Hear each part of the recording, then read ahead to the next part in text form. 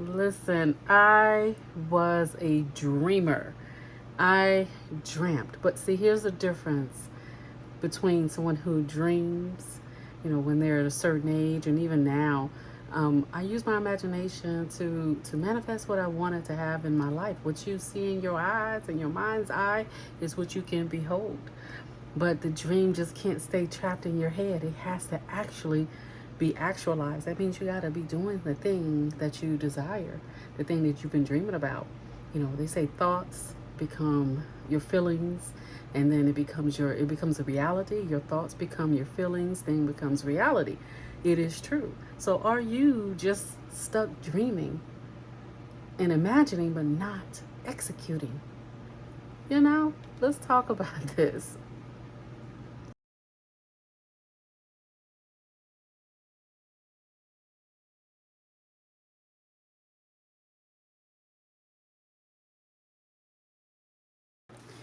Hey dreamers.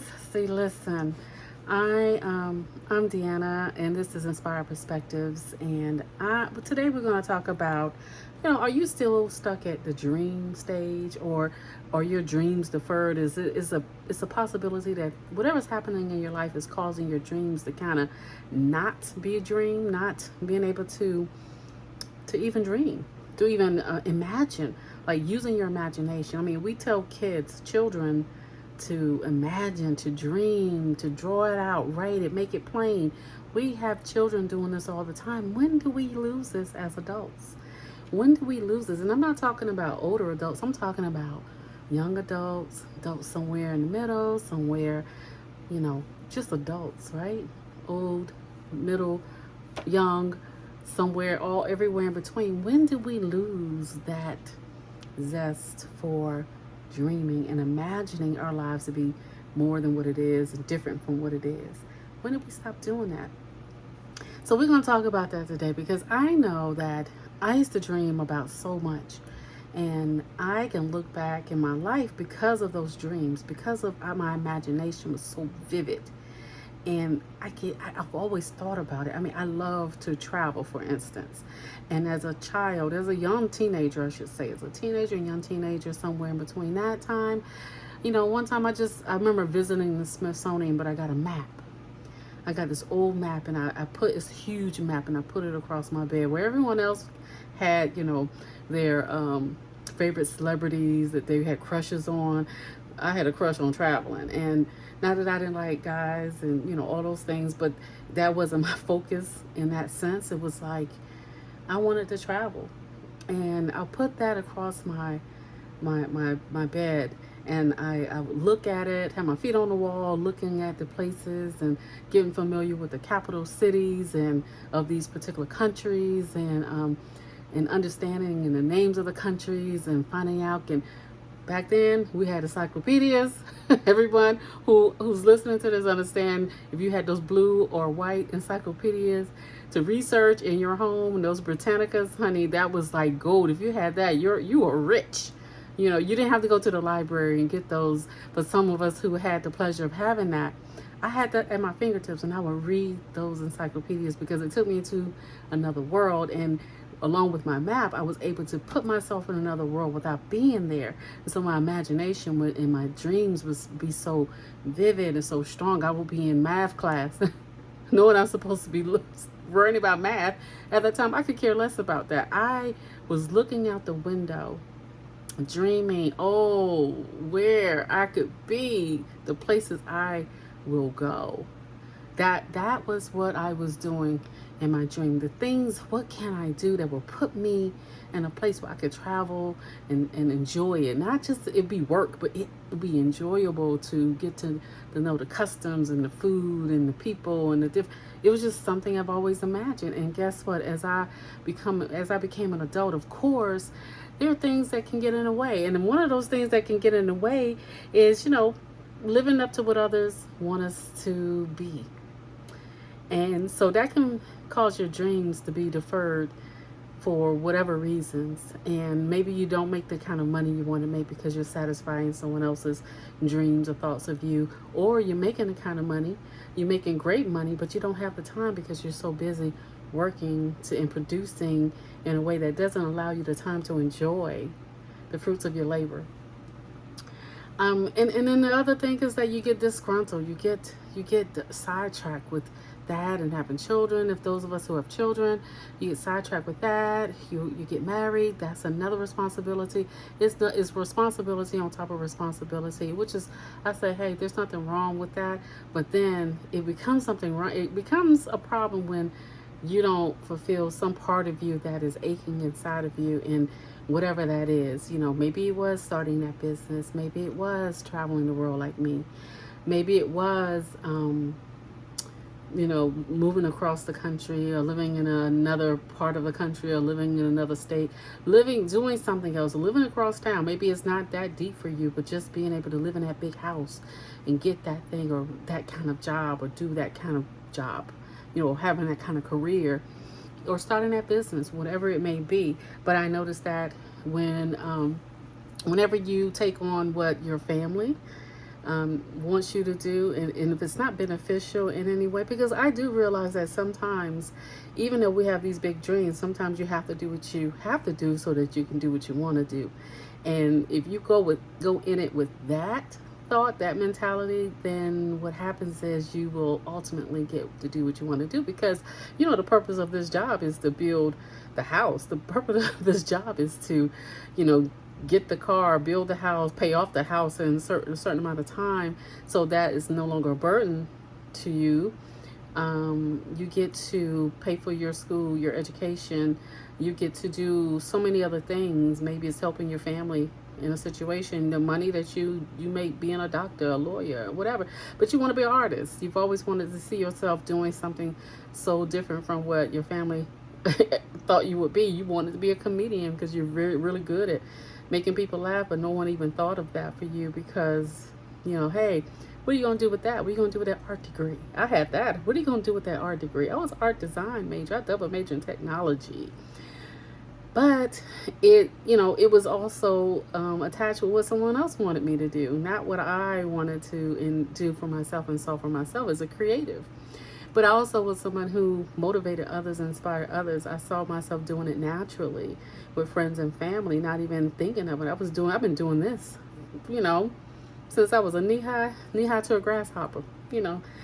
Old school stuff, old school sayings. So the other thing is, we'll be distracted by television and the social media and things like that. Now, I like the fact that you're watching me on social media, but I'm inspiring you. We're not talking about things that inspire you, that things you can learn to help you along the way, maybe to expand your mind. Maybe it's something in history, maybe it's something in that you'll research, because I love history, because that goes along with my travels, the thoughts of me traveling and understanding other cultures. So I enjoy those documentaries on that kind of thing, because it expands my mind to understand other cultures and appreciate other cultures. So maybe that causes a slight distraction, because you can get so deep into it that you don't know when to cut it off. But if you're into the gaming, but the gaming doesn't pay you money, why are you continuously watching it? If you're into, mindless gossip type videos and television and all that stuff, social media posts and things like that, how is that elevating you? That is you putting your mind and your nose in somebody else's business. And it won't serve you to know these people's business and all these things. It just won't. And all you will see is that you thinking you're going to spend 5-10 minutes on something, and now it's 3 hours have gone by. What could you have done in 3 hours? If you love to cook, you could have baked a couple of cakes. You could have baked a cake. You could have baked a cake, made a whole dish, and something else, a side dish to go along with that in those 3 hours. So, and filmed it and put it on YouTube. You know what I mean? Like, it's things you could have done. You could have taken pictures and set up your blog. You could have done something in that time. So we can't let things that don't that don't elevate us and don't inspire us and don't help us to discipline ourselves and get focused distract us from the things that we want to do. So that's one of the other things. That's number 2. Number 3 is maybe if you have children, you're living through your children, And there's nothing wrong with seeing their dreams come true, but sometimes we can put aside our own dreams to see the dreams of our children be fulfilled, and then we have a life that is lacking something. And we want to see our children fulfill something that maybe we didn't get a chance to do, but that doesn't mean it's too late for you. It doesn't mean that for those of us who are older adults with children who may be teenagers or young adults, or little children, as we train them in the way that they should go. We want to make sure that something in that is left for us, because it's nothing worse than a child to see their parent not live out some dream, some part of their dream, some part of who they are that they've kind of pushed aside. And that really can make you somewhat of a bad person, like not a bad person, but it can make you someone who is not fulfilled. And believe me, our children are paying attention. They see that we're not as happy or as joyful as we need to be, because there's something missing. And it's like, yeah, there's something missing. And maybe you always wanted to be a nurse and you missed out on going to nursing school, maybe because it was finances, maybe it was because of other things. Whatever it is, you wanted to be an architect, you wanted to be, build that business and do something. Maybe you wanted to travel the world, maybe you wanted to do that. I don't know. Whatever it is, that thing was really has taken its toll on you, even though you're happy for others. But it's nothing worse than being happy for others and you're not satisfied with where you are. That doesn't mean you have an envious or jealous spirit. Some people do. Let's be real. Some people do. But that person needs to really reflect on what's missing in their life, and they need to go about doing what they got to do to fulfill that part of their lives, to make it come to life for them, and to have some fulfillment. You should have something that you enjoy doing. Let's see, number 4, it's your mindset. Mindset is everything. I don't care what you're doing. If you're knitting a sweater, if you're someone who loves to knit. I remember a friend of mine would love to knit. She did it on the side. But I'm like, man, this could be a business. This could be your little side business. And she's like, you think so? And she was making baby blankets and baby caps and things like that. I said, why not try it? My thing is try it, but you don't ever think you can do something until someone comes along and says, yeah, you can. Yeah, you can do that. Why not do it? And guess what? It just took that much of me encouraging her to do it. Something she kept really secret. She did it on the side for friends and maybe co-workers. And she just did it. She didn't charge anything. But I'm like, why not take this a step further and charge people you don't know for something more personalized? And you put a nominal fee that won't cause you to be like setting up a manufacturing company in your house, but you charge a fee that will allow for you to manage it, and because you're doing this all yourself right now. So, and she did it. And when I tell you, she's in the tech world, but that was such a fulfillment of her talent, of her gift that she had. And she's been doing it since she was a little girl, but now she's like, man, I got something I can do. So that's no different from anybody who says, I wanted to write a book.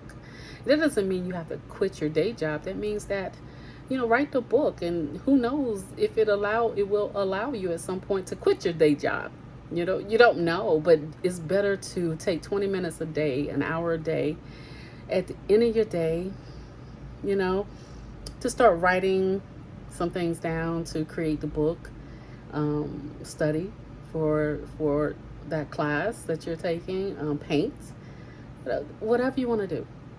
It is a mindset, and I'm going to tell you, anything you set your mind to, you can do, but you got to be so disciplined and so focused on what it is that you want to do. You cannot allow anyone from the outside derail that, and that means operating in silence.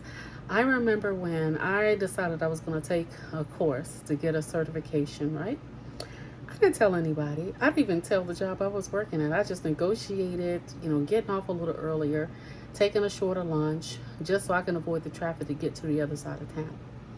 Now, mind you, they're not paying for my education, but they were like, okay, it didn't affect business, so okay, you can leave 30 minutes early, take a 30-minute lunch, and all it did was just allow me to avoid some traffic. As I made it to the other side of town, I was doing what I need to do and fulfilling that goal, that next thing that I was doing.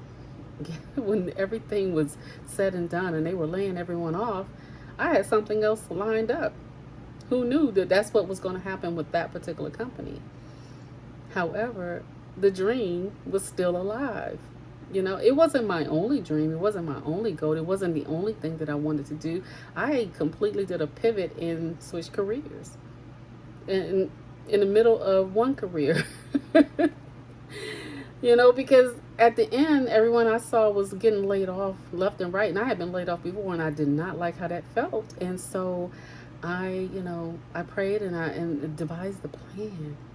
I prayed and I devised a plan, and the plan worked. So when everyone else was trying to scuffle around and figure it out, I had already figured it out. And I mean, today's time, you have to have a mindset of like, I got this. It's nothing but plan A. Plan A, then your plan B becomes plan A. It's always plan A. And you, with the market as you see it today, you have to always be ahead of the curve. You've got to know what's going on geopolitically. You got to know what's going on, nationally, and you got to be able to position yourself. And basically, it's all about mindset. And so you want to take what you're imagining in your mind. You want to take what the gifts and talents you have. You want to take that and take the reins of your life and execute.